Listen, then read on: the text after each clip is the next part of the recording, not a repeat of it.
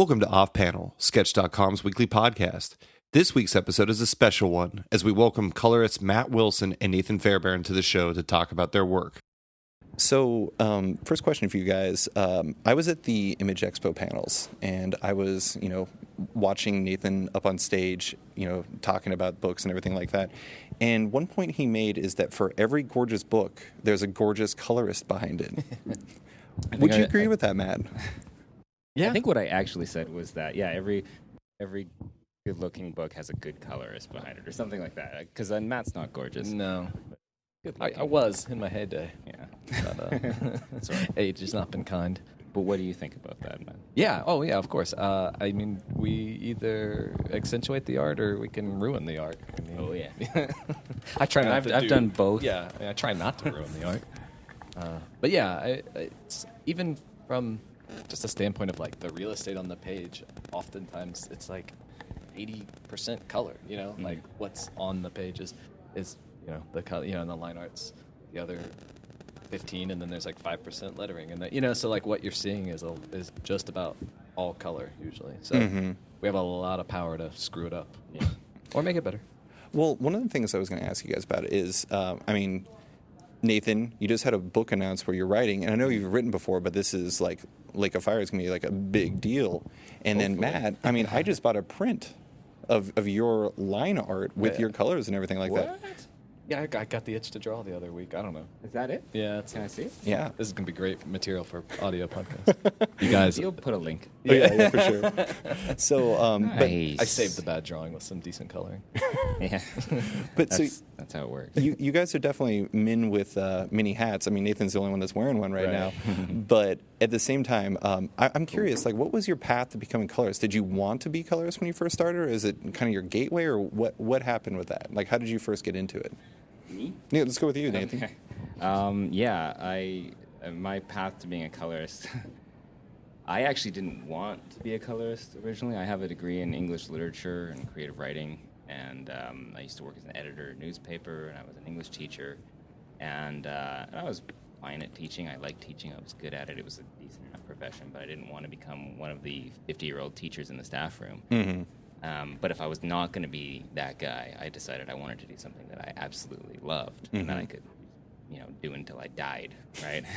Which, as a freelancer, I probably will be doing this till I die. It's not much of a retirement plan going on. But so I thought, okay, well, what do I love? I love comic books, and so I started writing scripts and sending them off to Marvel and DC. And started getting back these lovely form rejection letters with like Spider-Man swinging on it, and essentially telling me to stop sending them unsolicited material because they're like, we're not even opening this. I don't even know what this is. We're not going to look at it. Don't send this to us anymore. And this was during this was before Image became what it is now. Where back then, Image was a place you went after you'd proved yourself at the big two. Mm-hmm. You got yourself an Image book because you're a big deal. Mm-hmm. And now it's kind of flipped. It's inverted where you can put out a small Image book, and that becomes like your portfolio to get work at the big two. Right. And now the big two will hire based on, indie work that you've done for Image, which is this weird. But when I was trying to break in, that was going to Image was not an option. And so I was like, well, I got to get my foot in the door somehow. And I did like this honest self-assessment where I was like, well, I've always drawn. I drew like cartoons in the university newspaper.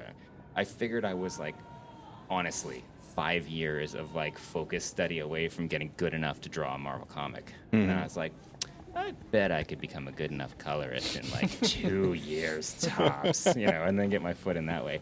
And I just went to work. I found an online message board that was run by Dave McCaig. Which was, this was during the days of message boards before social media, and I found it, and it was just like the first day I downloaded some line art, I colored it terribly, and then I uploaded it to the public forum, and I went to teach a class, and I came home at the end of the day to check, and I had 3 comments. I had a comment from Dave McCaig, I had a comment from Laura Martin, Eisner winner Laura Martin, who's, my God, I love her. And Matt Hollingsworth, who's also I think also an Eisner winner and a fantastic guy. And it was like if you were like a film study student, you're like, here's my short. And then it's like, you come back and it's like Scorsese and like Coppola is like, here's all the things you did wrong because everything you did is wrong. And I just went, okay. And I just took all their advice it took me 3 years of like constantly posting. And then, someone just found my colors, Timothy Green. He had been colored by like Jose Villarubio, I think, on Rush City on DC, and it wasn't a good fit. And so when he was hired to do Star-Lord at Marvel. You did that Star-Lord one? Yeah. Oh, God, I love that was that my comic. very first credit. And so he was like, I want you. And he asked me to do a test, and he brought me onto Marvel. So it was like once, like I didn't have to break down any doors. Like I just kept putting stuff on the internets in the right place, I guess, so that artists could see it. And then, I thought, okay, well, now that I'm working for Marvel, I'll color a couple issues, and then they'll be like, would you like to write all of our comic books? Because, of course, that's the natural progression. Yeah. Turns out that's not how it works. No. But then I had, like, babies, and didn't sleep for 6 years, and I literally forgot that the whole reason for coloring was to get in as a writer until I started sleeping through the night again. And your memory started coming back. Yeah, I remember my will to live, and I had ambition again, and I was like, I'm going to write a comic book. And so, that's how I finally got back to writing. But I love coloring, and it's pretty, like, if this writing thing doesn't work out, it's pretty sweet that my fallback option is to be a colorist of comic books for the rest of my career. And you're coloring the book you're writing, too. And lettering it, And lettering it. Jeez. Hyphenate. Yeah. I like it. So, Matt, Sorry, you came up. No, it's great. You came up in a studio with Lee Lowridge. Oh God, Lowridge. Lowridge. Lagridge. Lugridge. There's like two different names in comics that I have a horrible time every time, and one is John Romita, which I've not finally like picked up, but that was one. But anyways, so you came up in a studio with him. But were you originally coming in to do colors, or? I mean, I went to art school and then wanted to get any job in art doing anything, and it just... Sorry, did you go to a specific comics art school? I went to SCAD and their sequential art program, And so, like, I took a coloring for comics class there, and then had a portfolio of that, and in Savannah, the only place, I was like, the only place around here I'd want to work is at Lee's studio, which our coloring class took a field trip to his studio, like every quarter there was a coloring class. The professor would take them to Lee's studio, and we'd all just sit around and watch Lee color, like, I stood in the back and like messed with his figures on his shelf and stuff, or like looked at his art. I totally didn't pay attention. It's funny because I didn't think much of coloring. I mean, I enjoyed it, but I was like, I don't think I'll be a colorist. Right. So I just kind of like looked at the stuff Nobody on the wall. expects to become a colorist. And so I put up, sent portfolios out to all kinds of places and had like a third or fourth interview to do like concept art for EA Sports Tiburon, and then at the same time, Lee responded to my portfolio and asked if I wanted. I told him I was going to be in Savannah in like another week or two because I had moved away, and he was like, "Hey, stop by the studio and whatever." So he offered me a job about the same time I was interviewing for that. And I thought, do I want to draw football helmets, or do I want? And I was like, I don't think I want to do that, and so I just pursued Lee's thing at Xylanol Studios. So it started off like this is.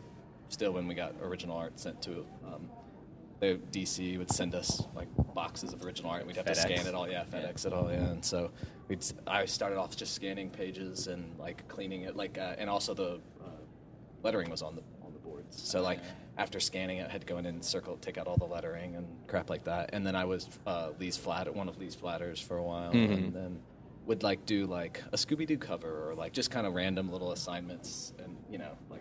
Until I got better, and then that was also still when there were colorists doing hand coloring guides, and then sending it to separation houses, which Xylanol was also as well. Lee did coloring, but then he had a bunch of us that would do. So seps. what year would this have been? 2003. So it was like at the They end were of still that. doing seps. That was like the 2003? last year of that. Maybe it was 2002. So- No, 2003. When was the Star-Lord book? When was like your first credit?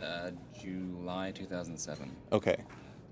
I joined Gutter Zombie, which was Dave's forum, in early 2003. And so I got into digital coloring just after seps stopped being a thing that anyone did. Yeah, and because that was kind of, we were Xylanol sept a bunch of stuff, but our I guess, should we define our terms? Yeah. Yeah, like color separations. Yeah. So how did that work, Matt? So like someone would color it by hand with watercolor or marker or whatever. Dr. Martin dyes, yeah. And then on like 8.5 by 11 printouts of the scanned comic art, and then along with those original boards, the line art which she scanned, we also got like a clipped together stack of those 8.5 by 11 color guides. And they would often code it, like what this color is, and give you the code that you could punch in. Magenta. Yeah, you could go punch that color in Photoshop and then have that color.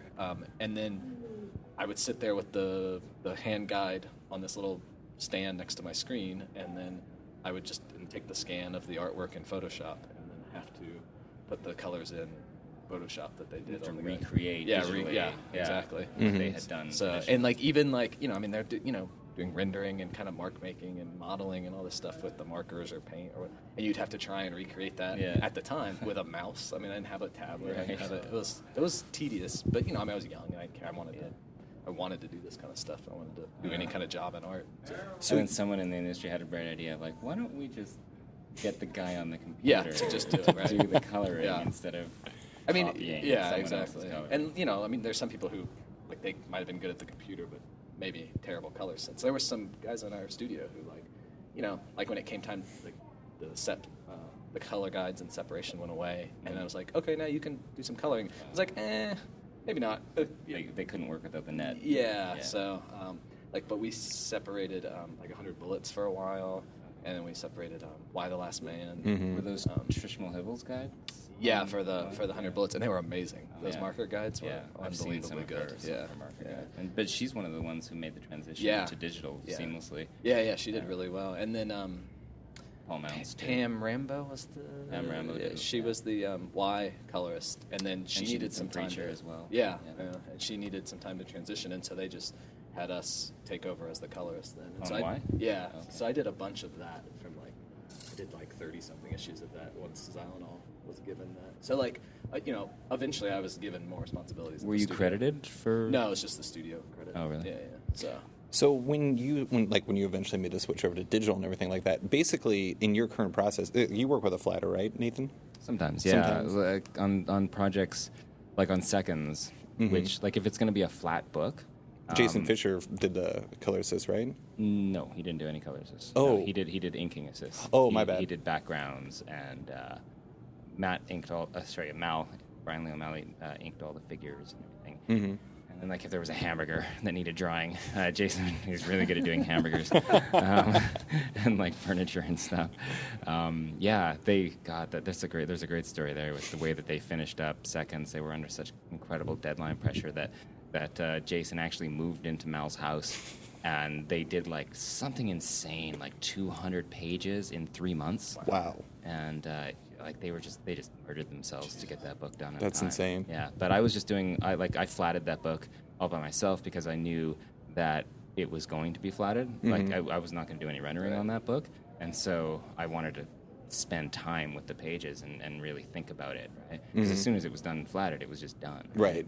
And I'm a really fast flatter, so even making all the choices and coloring it and flatting at the same time, those pages didn't take me more. Right, because you're already thinking 30 or 40 minutes. You can be you could just be flatting, but you're already thinking ahead to the palettes. Yeah, you got the scene, you got the palette set up, especially with a big book like that where you're doing a lot of callbacks and you're setting things up early on that pay off later on. And, so I just wanted to, my colors to be really intentional.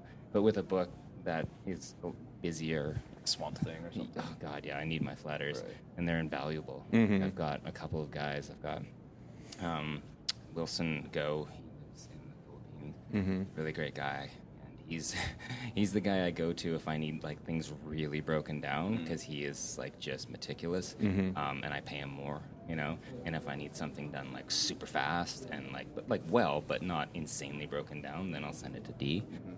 D. And you work with D, right, Yeah. Matt? Yeah, D. Kunif. And he's great, and he'll just send you back 8 pages, in a day, and they're And great. he's doing that for 6 people at the same time. I don't know how he does it.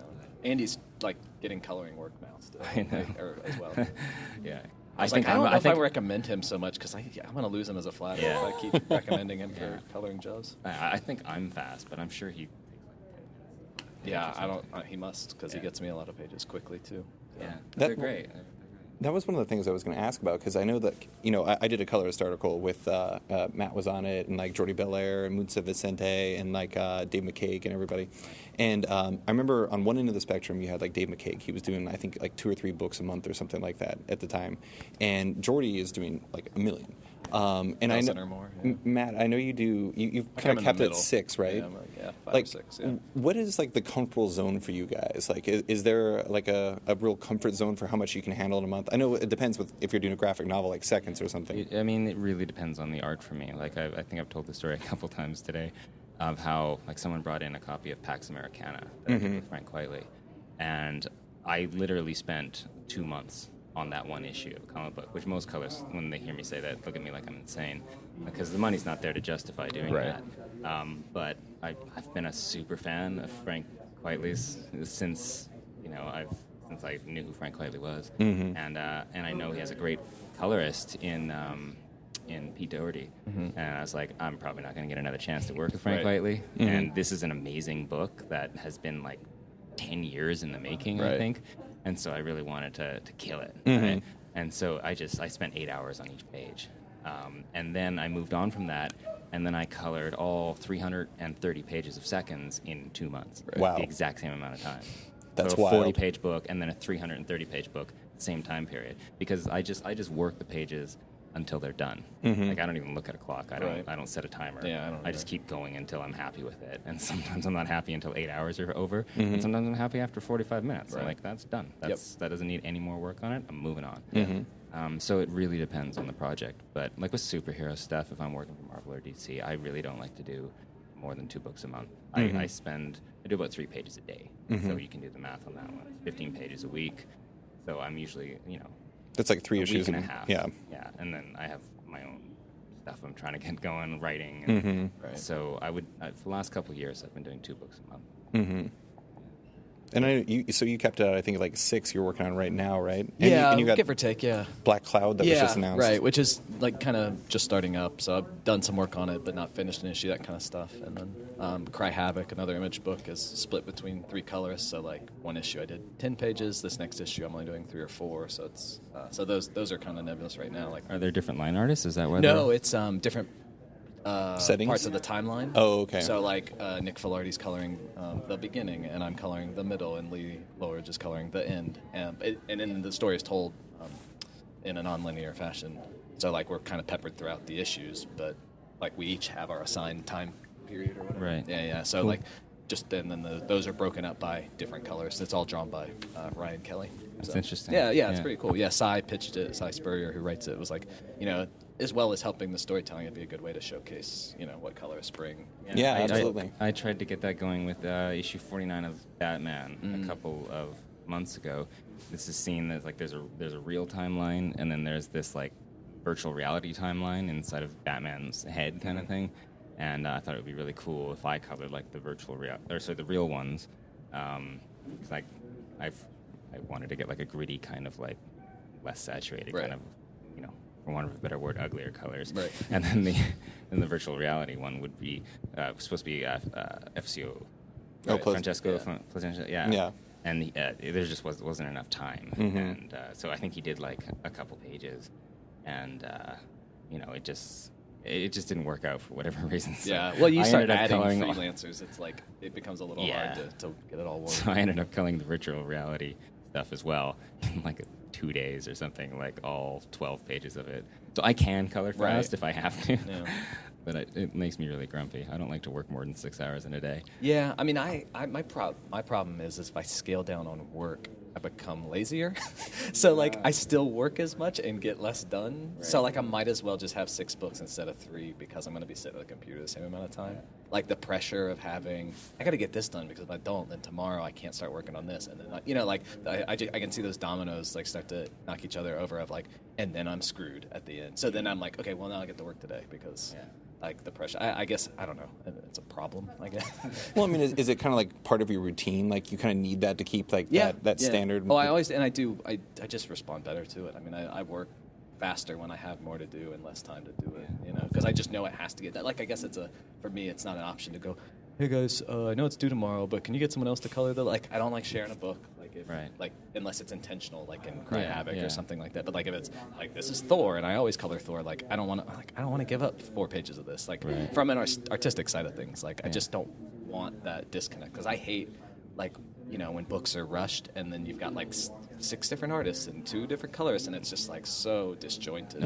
I hate that from a storytelling perspective. So I like to have control over all the. So anyway, so it's like I'll do everything I can to get a book done, and that goes for like a week out as well as the day before. You know what I mean? Like I don't leave it all for the day before and go like I got to get it all done. Like I'll know like I really got to get started on this on Monday because it's due next Monday. Well, I think any colorist that has any success in this industry has a phenomenal work ethic, for sure, and a really good ability to manage the time to fit. To manage the work to fit the time.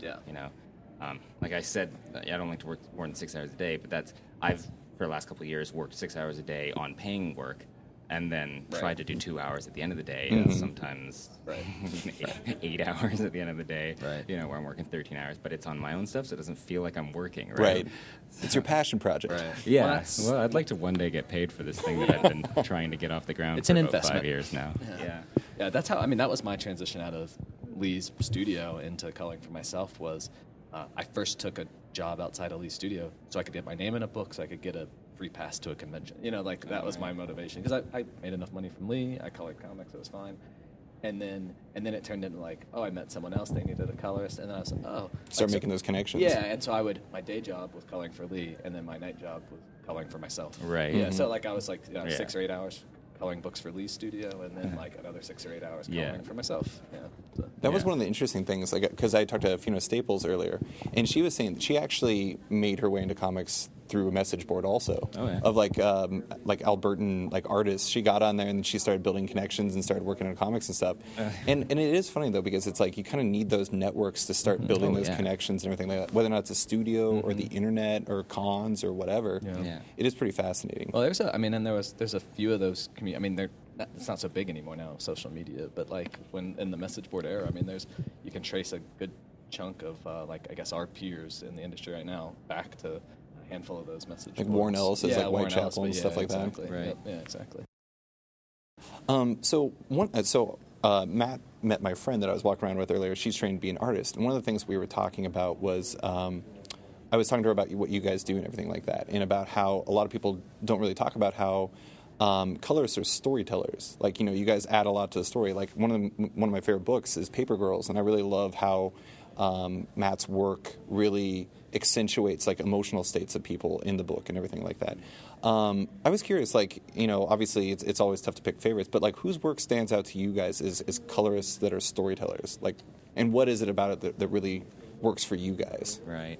I always go back to, the people who taught me my craft. Right. And, like Laura Martin and Dave Stewart, Dave McKeag, Matt Hollingsworth. They're Trish Mulhevel, like those 5. If you study their work, you will understand the job. And then like peers who I consider peers of mine, like Matt is fantastic, and I really love Elizabeth Breitweiser, especially her. Just her expressionistic use of color. Like I'm very much from the realist school, and I have a hard time, doing something that doesn't make any literal sense. Right. I really love how she uses color too, like especially in Outcast with Paul Azaceta. Well, this is what I'm getting at, right? Like it'll just be like green and red for no reason that I can see from a lighting perspective, but like it's so hard for me to get out of my literalist head and just go, well, she's showing an emotional response, and that's why she's doing this, and it's just not. It's something that I have to consciously do, and I do it, but it's nothing that comes ever naturally to me. Whereas I don't know, maybe I'm just projecting or misunderstanding, but it feels like it's just that's just how she colors. Is she comes at it through that approach first, and then if there's nothing particularly emotional that she wants to portray, then she'll go back to literalist or realist coloring. But she kind of inspired me, to try a little harder to be less, annoyingly literal about my work. But, I'm a writer, that's how I came to it, and I'm very. What is it, right brain? Whatever the side of the brain that doesn't do art. Right.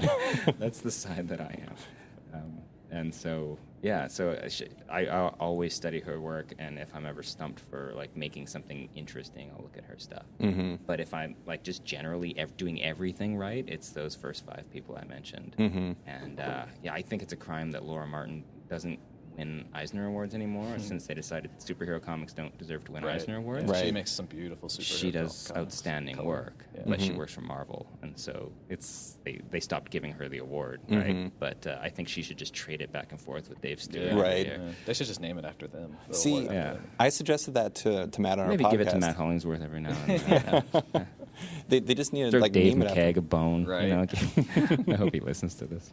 I shared a studio with Dave for 3 years. Oh. And, that was really nice because it was nice to go, Dave, come over here and tell me why this doesn't look any good. This is not working. Tell me why. Yeah, and he'd go, "Drrrr," and he'd just fix it and help me out in my first couple of years. But going back to his message board, Gutter Zombie, I mean, like some of the like stuff in like the tutorial sections or like the tips and tricks, and like he would make these great posts about and it'd be like there'd be no comic coloring in it. It'd be a lot of stills from movies and things like that, and just dissecting like what's going on in the palette or the lighting and like how to push and pull planes and leading the eye through contrast. Yeah, exactly, and focus. Put focus where you want it. And, I mean, it really is. There's a ton of layers to it, from storytelling to leading the eye.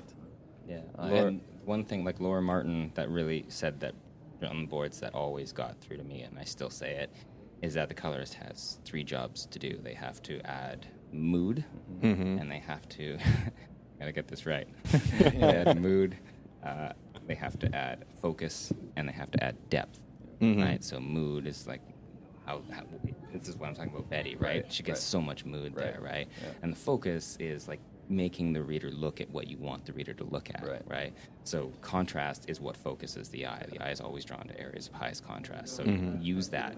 It can be color contrast, it can be value contrast, it can be all kinds of contrast. Whatever it is, you point the eye in that direction.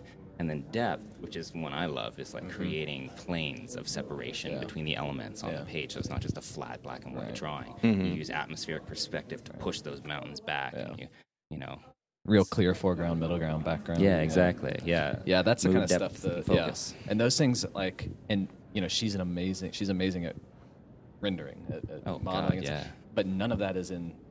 None of that's mentioned in what you just said, because that's just polish on right. top. That's the thing you have to learn at the end. Like, you need to get those other things right. People first. Want to go to that. Right. Yeah. Everyone and wants that's to like the last. Look how shiny I can make this armor or whatever. And it's like, no, that's great, but what does that do for the story? Nothing. It doesn't do anything.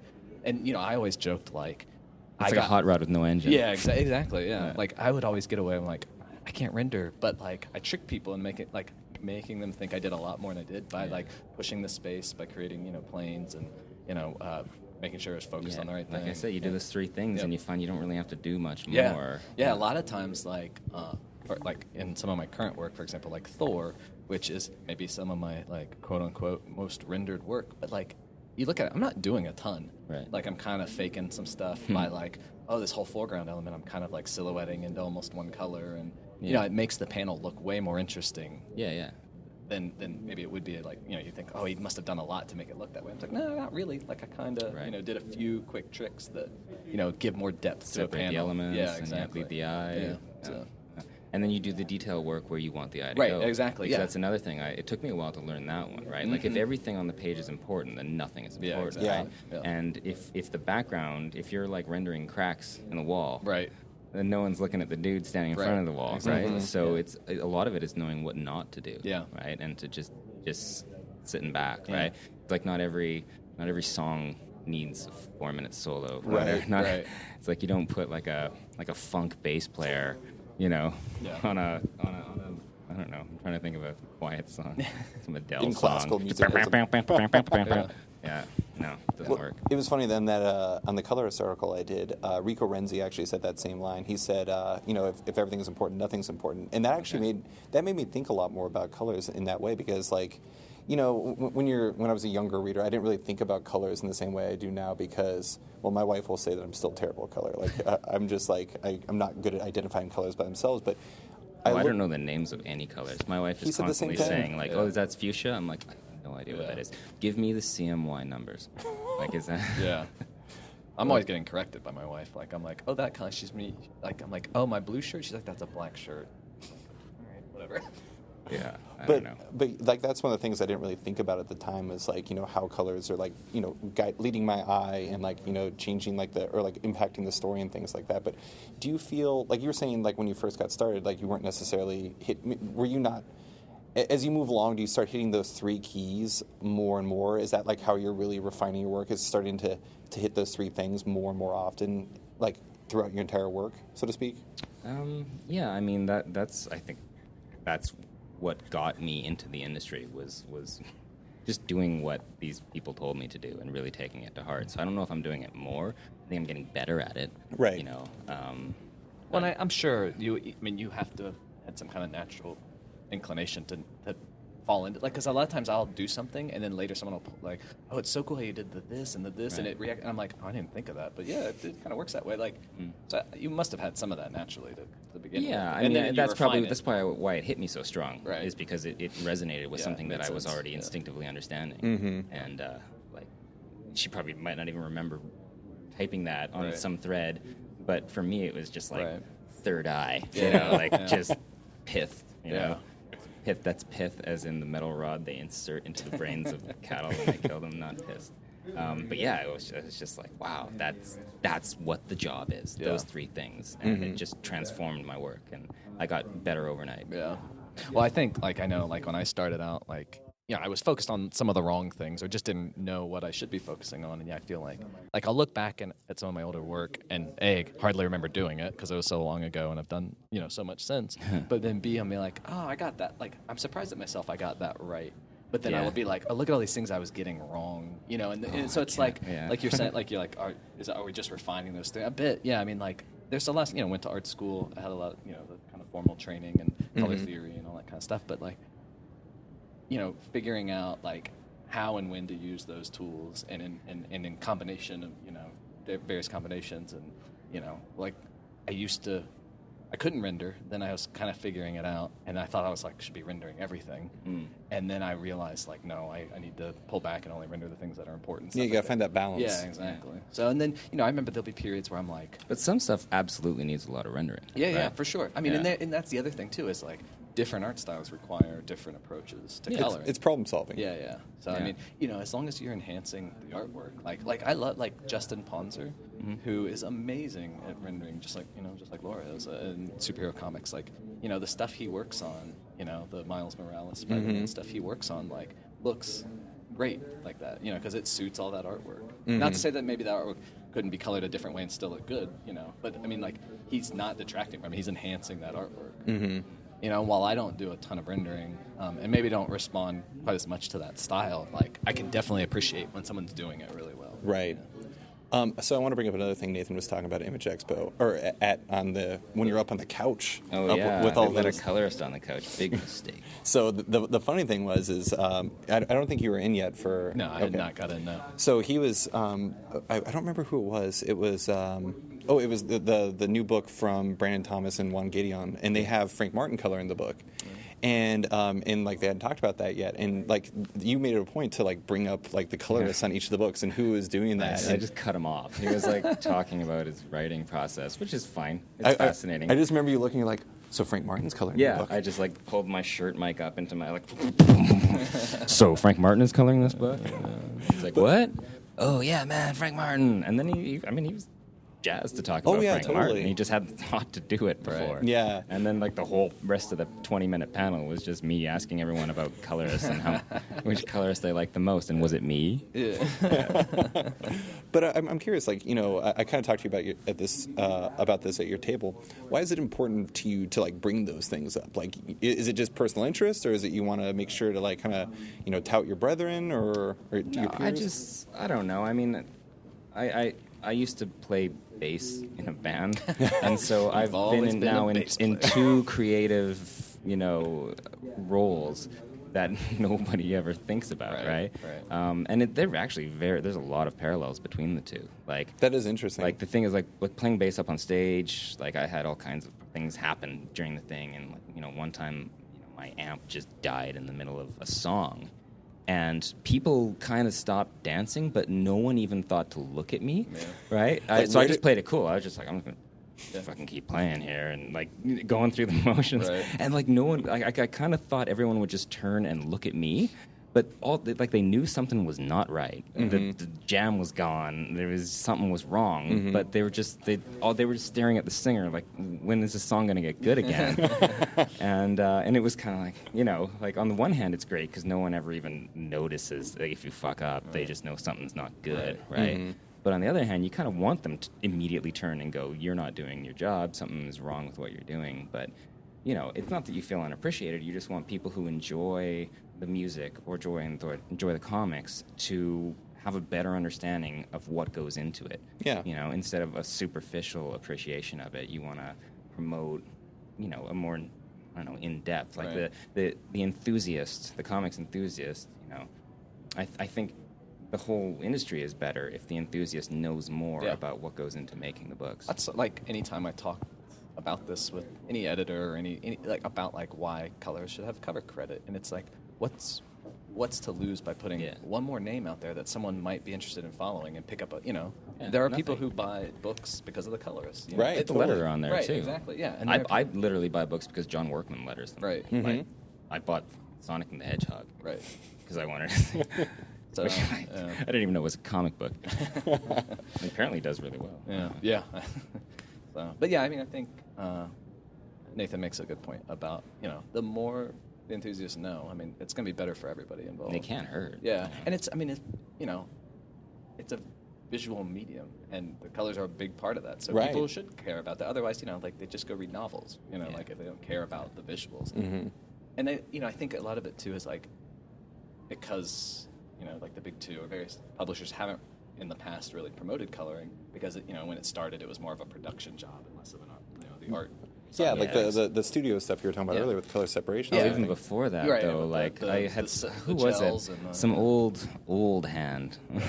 I can't remember who it was, but he told a story about how they would literally get the janitor to put in the numbers of because it didn't back then. Like Superman was the same color, blue and red and yellow, no matter what. If he was underwater, if it was nighttime, if it was daytime, if he was flying through the sun, that was just the color. So all you had to do was get someone to write the number in the margin and fill it in. So that and there were so few colors that you could use back in the old days that like what was it? It was like 72 or something like that. It was 30s and it was such a limited palette. So like if you got Superman in the sky.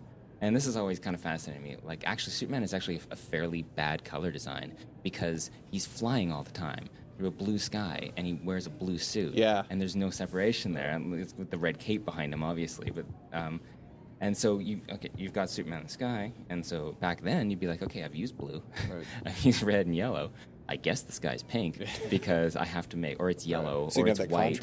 Yeah, so it pops, and like, oh shit, I used pink on that. So now the buildings have to be green, and you get these crazy things where like purple cars and like a red road, and but it was an aesthetic that was great. Yeah. You were forced to be so creative because of such a reduced, limited palette.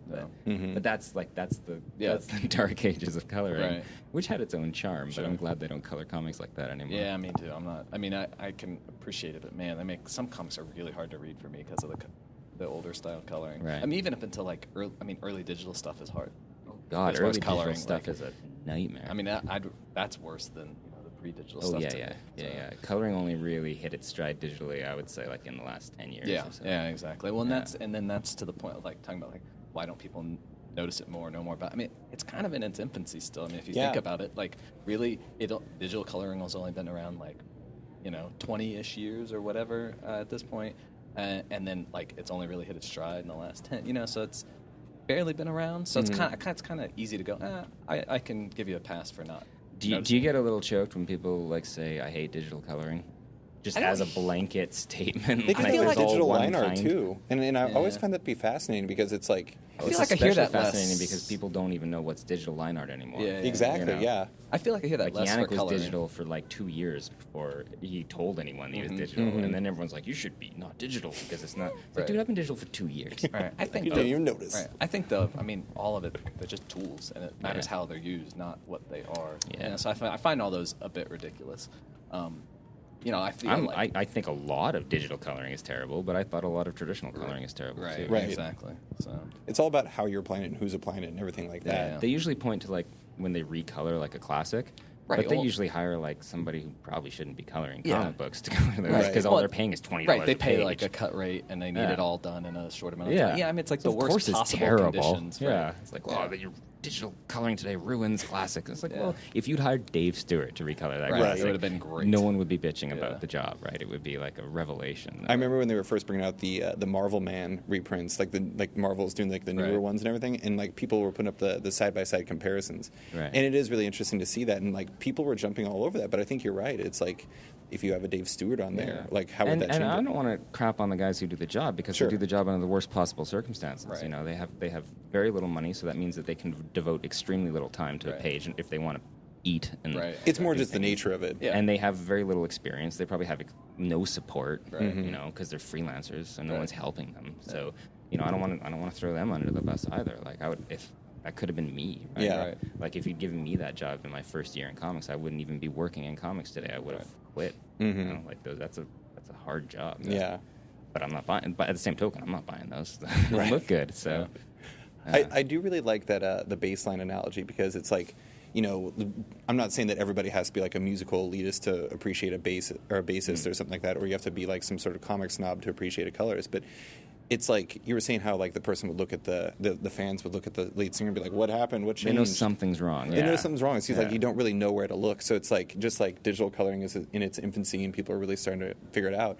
It's like, you know, me as the stand-in for all readers and everything. It's like we're still learning how to appreciate those things in like a real way. Well, And so- right, and colors are being mentioned a lot more in reviews, and I mean Yeah. it's coming around. I think a lot of it too is like people don't know, so they don't know what they're supposed to like or supposed to pay attention to until the publishers would tell. You know, that's why I thought it was important to put colorist names on the cover. You know, things like that, and promote them more. You know, in Yeah, there's panels just- or in there's just no signings. downside Or, to it, Yeah, really. right, It's- exactly. I did an interview. I think I brought this up yesterday in another interview, but I talked to Phonographics. Do you guys know Phonographics? Stephen Finch. And I did an interview with him, and I talked to him about his lettering back when he was doing like the Zuda book way back in the day.